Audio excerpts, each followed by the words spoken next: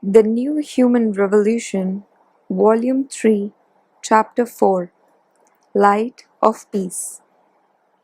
As Shinichi Yamamoto and his party left Bodh Gaya, the tower of the Mahabodhi temple was awash in the light of the setting sun.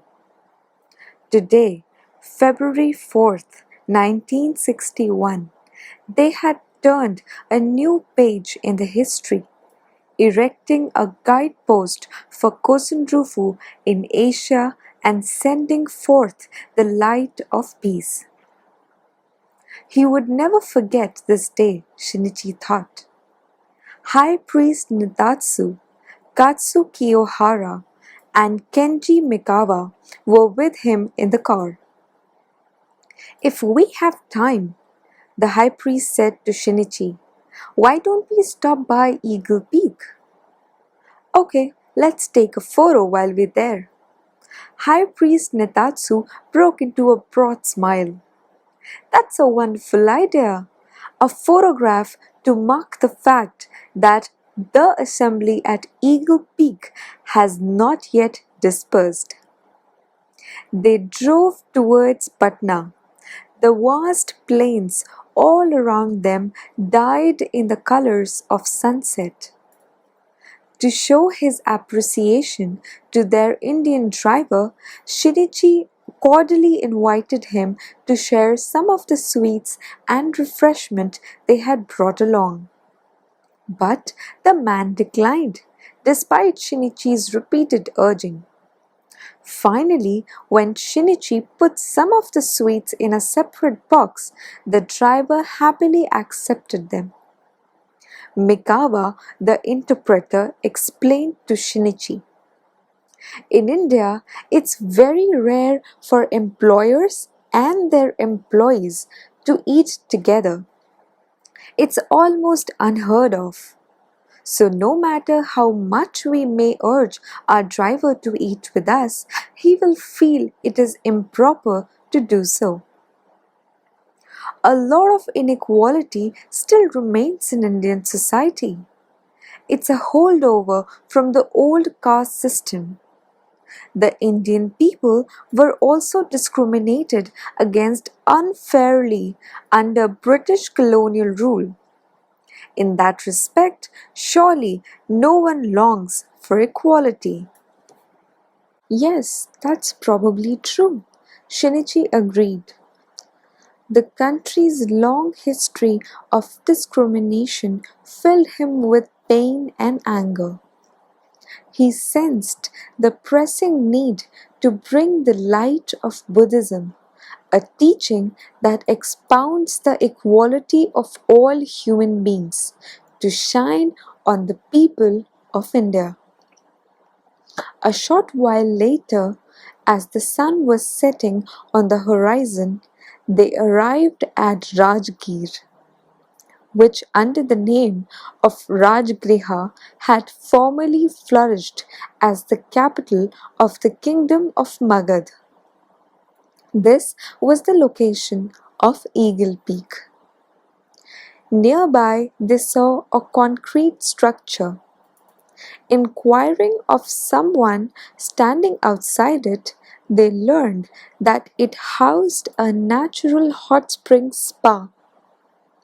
They climbed a set of stairs and found themselves looking down at a facility where people showered in the hot spring water.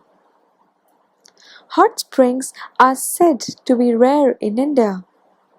High Priest Nitatsu exclaimed, isn't it mysterious that there should be a hot spring so close to Eagle Peak? Water washes away dirt. It is also regarded as a symbol of the purity of the Buddha way. The Sutra of Immeasurable Meanings, Muryogi Sutra, which serves as prologue to this Lotus Sutra, states, just as water can cleanse away grime and filth, the water of the law can wash away the impurities of people's manifold desires. High Priest Nitatsu began to address Shinichi. The Kigon Sutra likens a mind that seeks enlightenment to a spring. It states, aspiration for the Buddha way is like a spring in that it generates an inexhaustible flow of the water of wisdom. In any event, I'm awed that a spring, a hot spring, which is rare in India, should be found so close to Eagle Peak.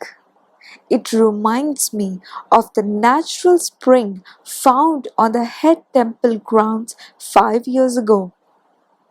President Toda said it was essential to secure an abundant supply of drinking water for the increasing numbers of believers who would visit the temple in the future, and he recommended that we drill the spring water.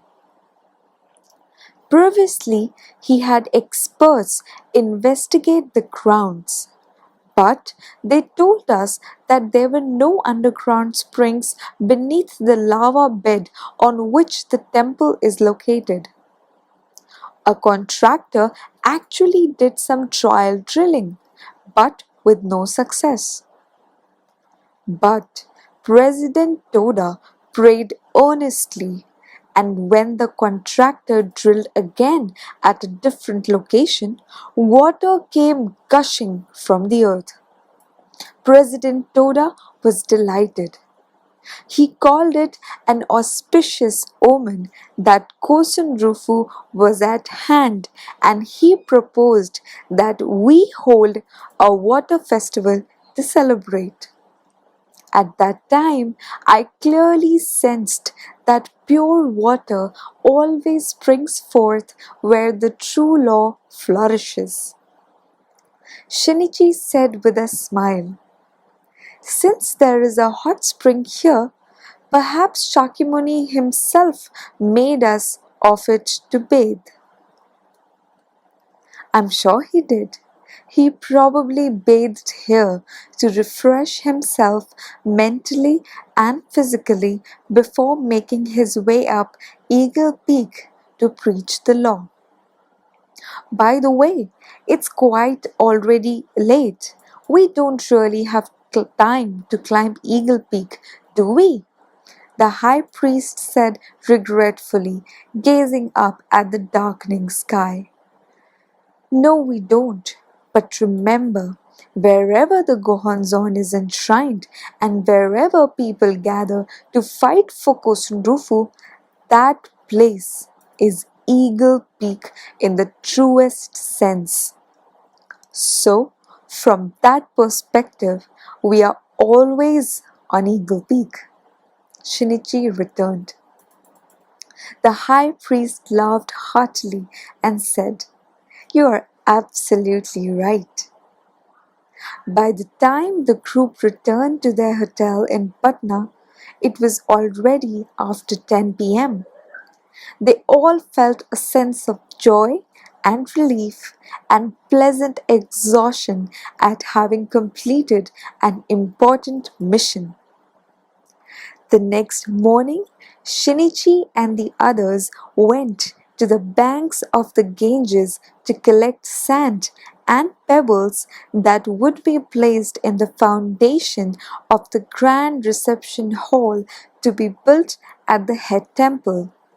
Again, as on their previous visit, funeral pyres were burning on the banks.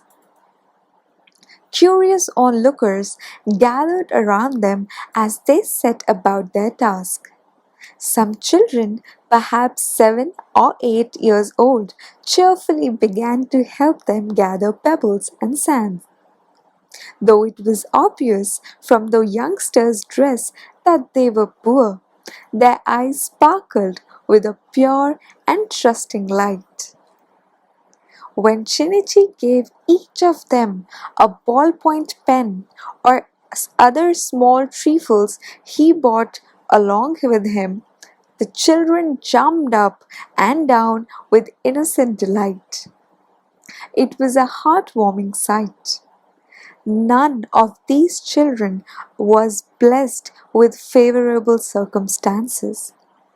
It pained Shinichi to think of their future, about the kind of education they would receive and the lives they would lead. It is hard to define exactly what happiness means for each person.